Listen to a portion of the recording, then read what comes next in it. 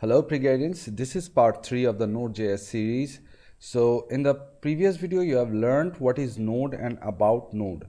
Now in this video you will get a practical glimpse of Node.js. So before we start, make sure that you have these things installed in your computer. Let me just show you. So things you'll need to install is Node.js, the first one. Obviously you need Node.js installed in your computer because you're programming in Node. And the second one is Visual Studio Code. Now preferably I'm using Visual Studio Code, but you can use any editor you want like Atom or whatever you feel like. And the third one is a web browser. Obviously everyone has a default web browser, but preferably you can use Chrome, but I'll be using Firefox, so you can use anything you want. So without wasting any time, welcome to Prego Coding Classes. This is Amber Roy. Let's get started.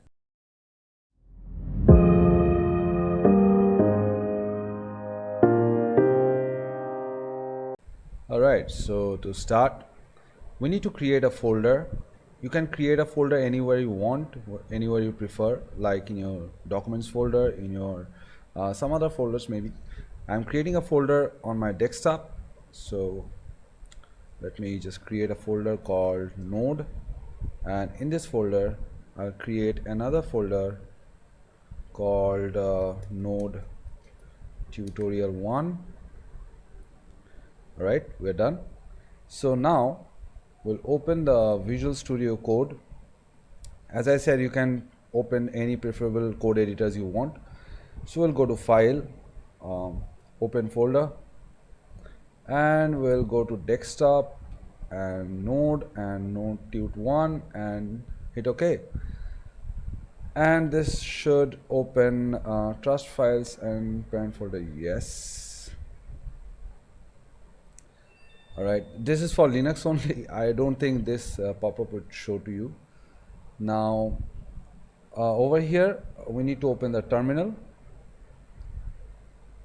Now when you install Node comes with a package manager called npm, which has a lot of packages inbuilt within. So with that you can install a couple of packages that we need here. So in this terminal we need to write npm init -y, and -y means we just give default values to whatever questions this init thing asks. I'll just show you when I hit enter. So as you see, these are the values we need: the name, the version, the description, the main JavaScript file that the program would be using, the script, the keyword, the author, the license. So these are all default values given to it when you hit -y. Now in package.json, when you click it, you'll see the same thing over here. Now this package.json is created when you init the npm. Now let's change this main file to app.js. We'll be creating this file rather than index.js, but you can obviously create index.js. It's your choice. Now over here we need some packages to be installed. So the first package that we need is Express. Let's install Express. It will take just a second. Now after Express we need to install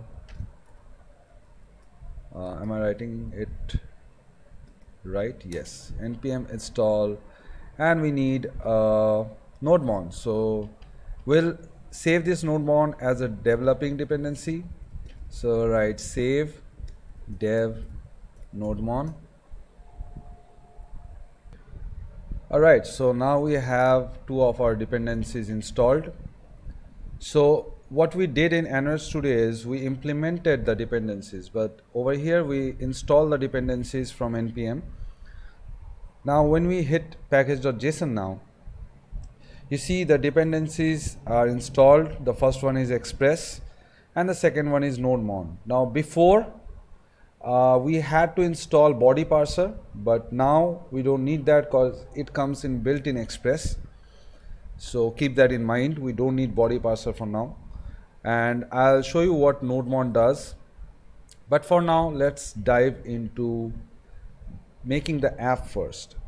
So we'll create a file over here called app.js, because as I said, I'm using app.js over here. So let's just change it to app.js. Let's save it, Control S, and app.js is saved.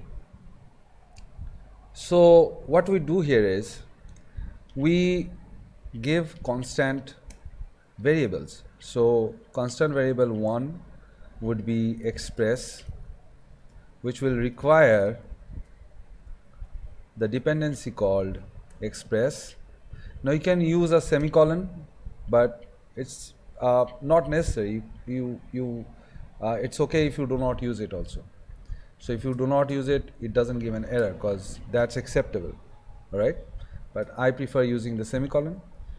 Dot get, and the web browser was trying to get the slash route, so give the slash route, and then we need two handlers. One is request. Now the request handler is actually what the web browser is requesting the backend, and one is response. So response is what the backend sends back to the web browser. Now to make it easier, request is what comes in, response is what goes out. That's all. Now we need to create a function over here, and underneath that function we'll say response. As I said, response is what goes out, so we need to send a message. Just send a message, and let's write it that this is a response. That's it, and we're done. Now over here what we need to do is we need to start our web server again. So app.js, so connected to port 5000.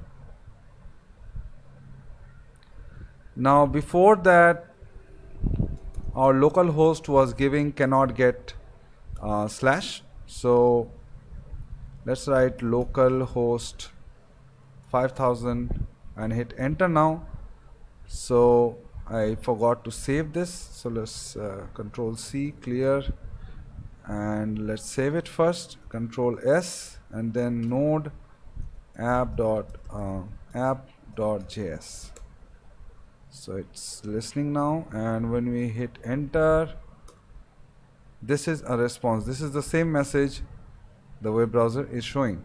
So response is what goes out.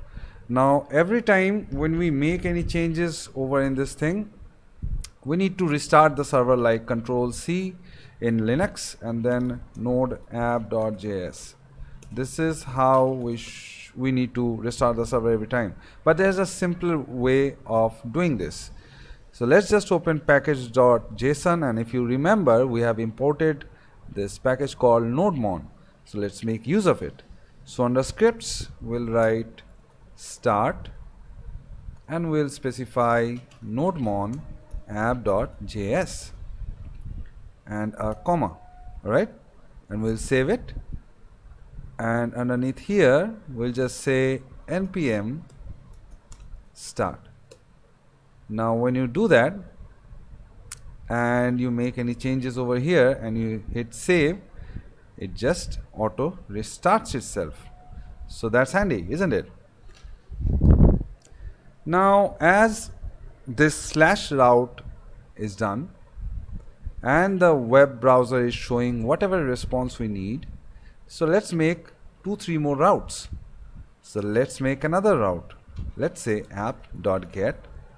This time the route would be post, comma, and we need the two handlers. One is whatever the web browser is requesting the server, and one is whatever the servers is responsive is actually sending to the web browser. All right, and we need to again create a custom function, and this time we'll send a response of, let's say this is a post route.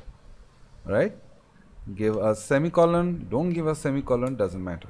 So let's hit Control S, the server restarts itself. Let's go to our web browser, and after 5000 give a slash and write post. So when you write post, this is a post route. So this is how routes work. Let's make another route. Try and do it yourself. Try and making it yourself. So whenever you try and learn, try and make things yourself. That way you learn faster. So let's make something like app.get. This time we give let's say comments. All right, slash request is what comes in and response is what goes out, and equals greater than sign and a function. So here we'll send response dot send. Here we'll give this is comments route. All right, Control S. Let's check it over here. So instead of post, we'll write comments. So this is comments route. Let's go back to posts. All right, it's post, not posts. And let's go back to the default route. All right, 3 of the routes are working properly. Now what's next? So now if you have this web browser, now you can obviously see all the routes over here. Then the next thing, so like get method, there are a couple of more methods. So there is app.post and app.put,